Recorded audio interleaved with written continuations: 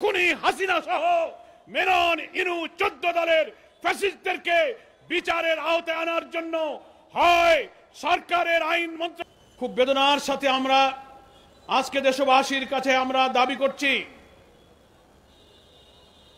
2006 সালের 28 অক্টোবরে যে নৃশংস নিষ্ঠুর বর্বরতম ইতিহাসের নজিরবিহীন নৃশংসতা দেখানো হয়েছে, সারা দেশ এবং দুনিয়া সেদিন শিহরিত হয়েছে।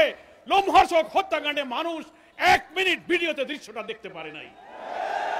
সবাই ঘৃণা পোষণ করেছে, বিচার চেয়েছে, অথচ সেই লগি বৈঠার খুনের নির্দেশদাতা শেখ হাসিনা জনতা রুদ্র সে পালিয়ে দিল্লিতে আশ্রয় নিয়েছে।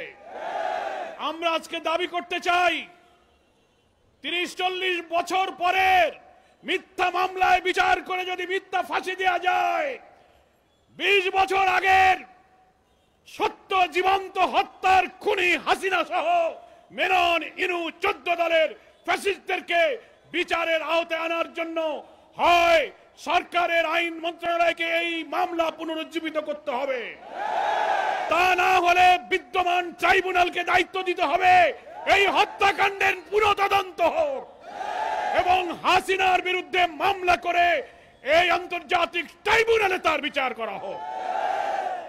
পৃথিবীর ইতিহাসে এটা নজিরবিহীন। সেই সময় যেমন মৃত লাশ উপরে তারা নাচানাচি করেছে, জুলাইয়ের গণ অভ্যুত্থানেও তারা মৃত লাশ পুড়িয়ে ছাই করে দিয়েছে। এই ফ্যাসিস্টদের আর বাংলাদেশে জনগণ তাদেরকে প্রশ্রয় দিতে পারে না।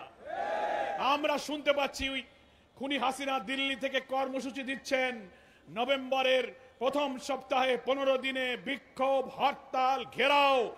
আমরা সরকারের স্বরাষ্ট্র উপদেষ্টা, আইন উপদেষ্টা সহ সকলকে বলবো এই খুনিদের রাজনীতি চিরতরে বাংলাদেশ থেকে বিদায় করার জন্য তাদেরকে এই ট্রাইব্যুনালে বিচারের কাঠগড়ায় দাঁড়াতে হবে।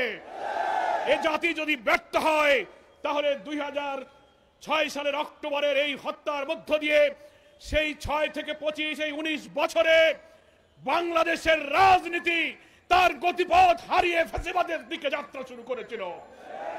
24 সালে এসে সেই ফ্যাসিবাদী রাজনীতির দীর্ঘ যাত্রাপথে গতি হারানো রাজনীতিকে সহস্রাধিক জনতা জীবন দিয়ে নতুন বাংলাদেশের জন্য দেশকে নতুন করে স্বাধীন করেছে। নতুন বাংলাদেশের জন্য জুলাই সনদ বাস্তবায়ন, গণভোট, অবাধ নিরপেক্ষ নির্বাচনের দাবিতে জাতি আজ আমরা ঐক্যবদ্ধ হয়েছি। আমি বলতে চাই জুলাই সনদ অবিলম্বে আদেশ জারি করে জাতীয় নির্বাচনের পূর্বে গণভোট দিতে হবে। আমরা শুনতে পাচ্ছি একটি দলকে খুশি করার জন্য সরকারের অভ্যন্তরের কেউ গণভোটকে উপেক্ষা করে একই দিনে জাতীয় নির্বাচন এবং গণভোটের প্রহসনের পায়তারা করছেন। আমরা বলতে চাই একই দিনে গণভোট যারা করতে চাচ্ছেন তাদের উদ্দেশ্য হলো জুলাই সনদকে অকার্যকর করা।